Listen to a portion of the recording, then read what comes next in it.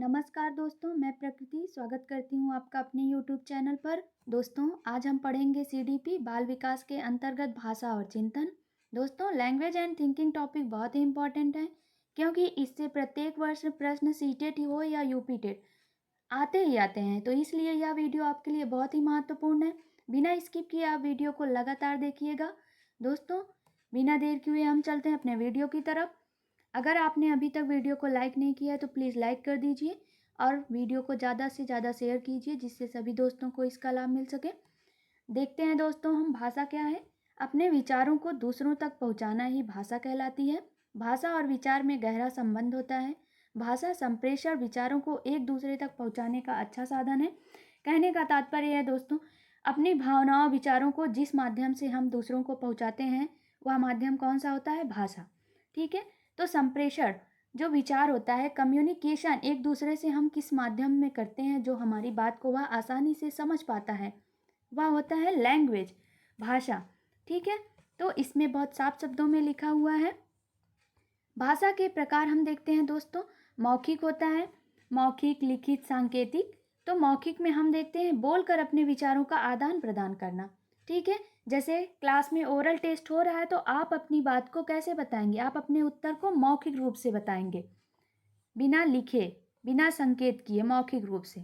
लिखित में हम देखते हैं रिटेन, अपने विचारों को लिखकर एक दूसरे तक पहुंचाना, क्या होता है? लिखित भाषा। विचारों को लिखकर एक दूसरे तक पहुंचाना। एक दूसरे तक पहुंचते कैसे हैं? हम अपने उत्तर को हम कैसे लिखते हैं? लिख कर ही बताते हैं ना। तो सांकेतिक में हम देखते हैं संकेतों, प्रतीकों या चिन्हों के माध्यम से विचारों का आदान प्रदान करना, जैसे हाथ का इशारा करना। ठीक है, इस तरीके से हुआ सांकेतिक भाषा। भाषा विकास के सिद्धांत में हम देखते हैं परिपक्वता का सिद्धांत, principle of maturity. Principle of maturity से तात्पर्य है कि परिपक्वता से अभिप्राय है कि भाषा अवयवों एवं स्वरों पर नियंत्रण होना। कुल मिला के कहने का तात्पर्य इसमें यह है कि जब आपको स्वर अवयव अच्छे से आते रहेंगे तभी आप अपनी भाषा को अच्छे से उच्चारण कर सकते हैं। जैसे बोलने में जीभ, गला, तालु, ओठ, दांत तथा स्वर यंत्र आदि परिपक्व होते हैं, तो भाषा पर अच्छा नियंत्रण होता है। यही हुआ कि परिपक्व होने का मतलब है पूरी तरह से वो तैयार है। स्वर व्यंजन को आपको अच्छे से उच्चारण करना आना चाहिए और अभिव्यक्ति यानी विचारों का आदान प्रदान अच्छा होता है। अगर परिपक्वता अच्छी है तो आप भाषा अच्छे से बोल सकते हैं, जिससे आपके विचारों का आदान प्रदान भी अच्छा होगा।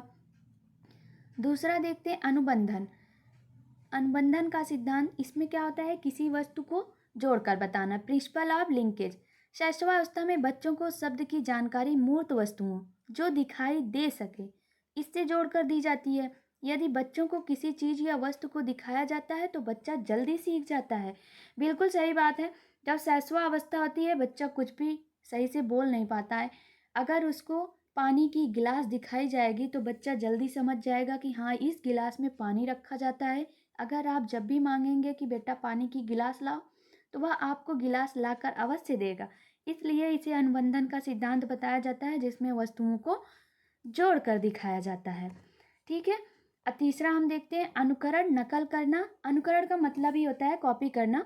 इस सिद्धांत में हम देखते हैं प्रिंसिपल ऑफ इमिटेशन में मनोवैज्ञानिकों के अनुसार बालक अपने परिवारजनों तथा साथियों की भाषा का अनुकरण करता है। इसमें क्या होता है? परिवारजनों और साथियों में जब हम कुछ भी रिपीट करते हैं, गुड मॉर्निंग, गुड आफ्टरनून, कुछ भी बोलते हैं, बच्चा वो सुनता है डेली डेली तो उसे भी याद हो जाता है और वह अनुकरण करके भाषा का प्रयोग करता है।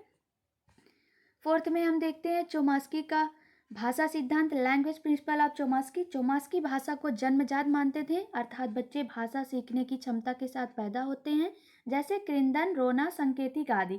कहने का तात्पर्य जो जन्मजात प्रवृत्तियाँ होती है, चोमास्की बताते हैं कि भाषा जो है जैसे हमारी मातृभाषा हुई, मदर टंग, क्या किसी को सिखाने की ज़रूरत पड़ती है? नहीं, हम रहते रहते सीख जाते हैं। तो चोमास्की यही सिद्धांत बताते हैं।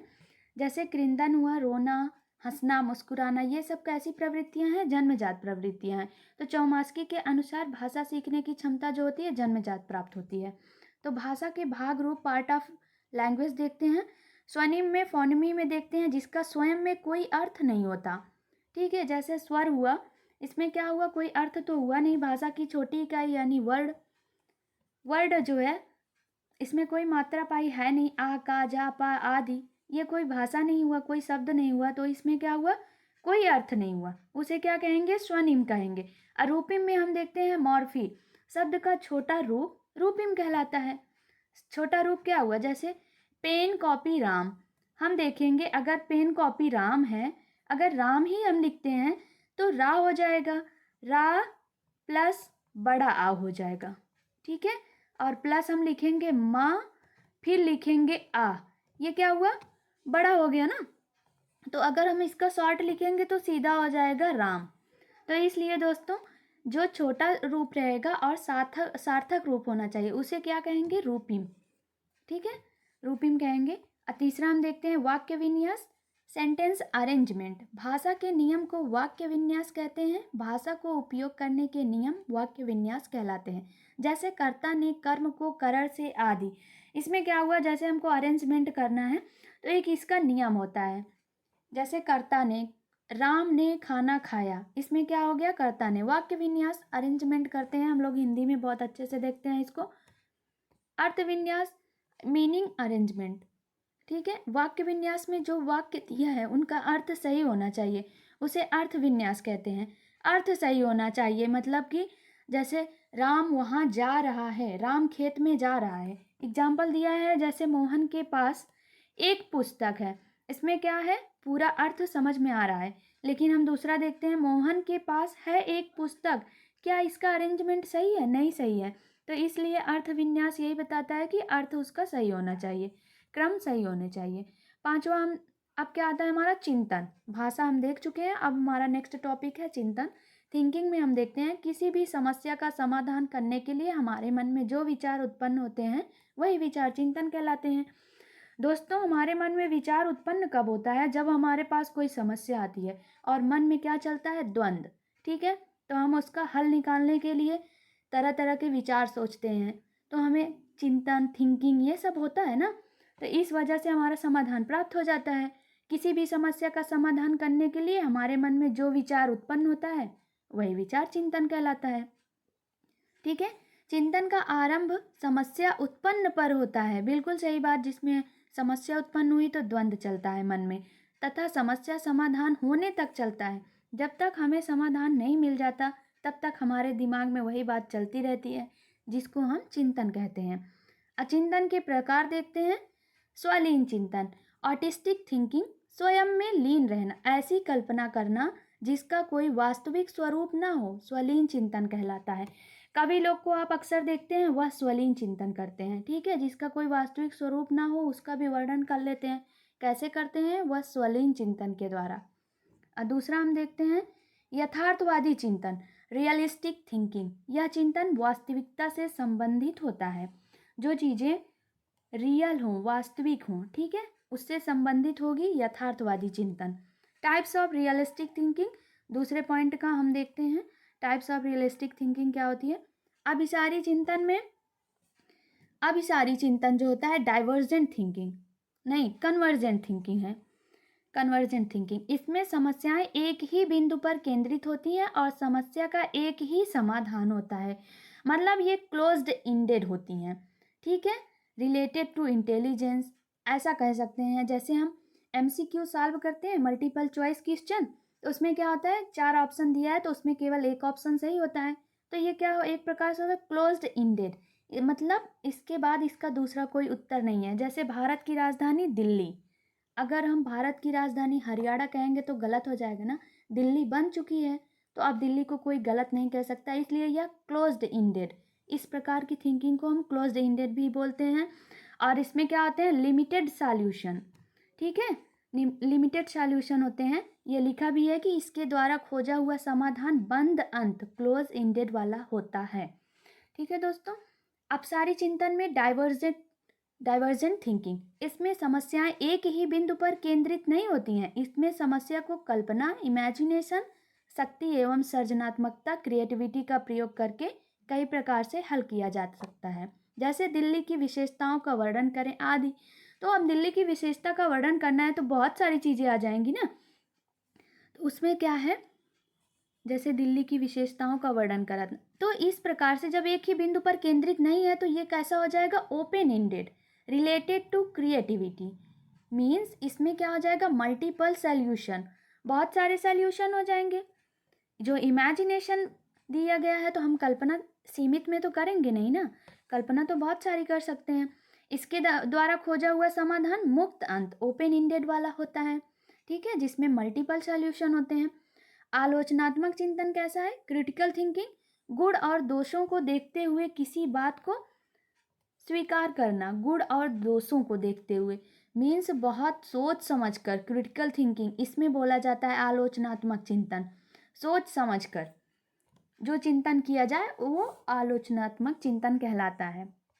चिंतन के सामान्य प्रकार क्या हैं, प्रत्यक्षात्मक चिंतन, कॉन्क्रीट थिंकिंग, जो मूर्त हैं, जो चीज़ें दिखाई देती हैं, प्रत्यक्ष चीज़ें, उनके बारे में चिंतन करना प्रत्यक्षात्मक कहलाता है।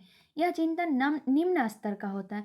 बिल्कुल सही बात है, निम्न स्तर का इसलिए हुआ कि इमेजिनेशन नहीं करना है, ठीक है, जो चीज़ें सामने दिख रही हैं उसी को देखकर सोचना है।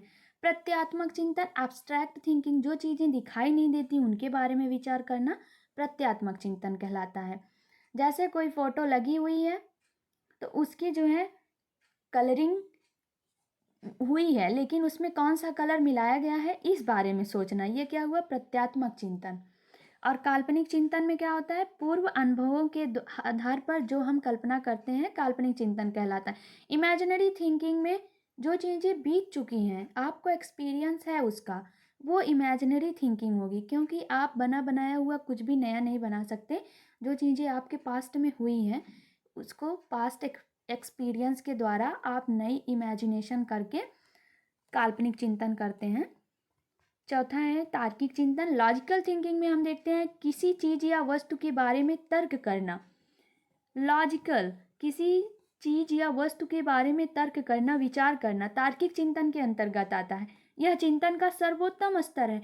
जिसके पास लॉजिकल थिंकिंग, लॉजिकल माइंड होता है वो बहुत ही इंटेलिजेंट होता है, ठीक है। तो दोस्तों आशा करती हूँ आपको सारे पॉइंट्स बहुत ही स्पष्ट समझ में आएंगे होंगे। दोस्तों अब मिलते हैं हम आपको नए वीडियो में। वीडियो देखने के लिए धन्यवाद। और दोस्तों आप चैनल को सब्सक्राइब कर लीजिए, वीडियो को लाइक कर दीजिए और ज़्यादा से ज़्यादा दोस्तों के पास शेयर कर दीजिए।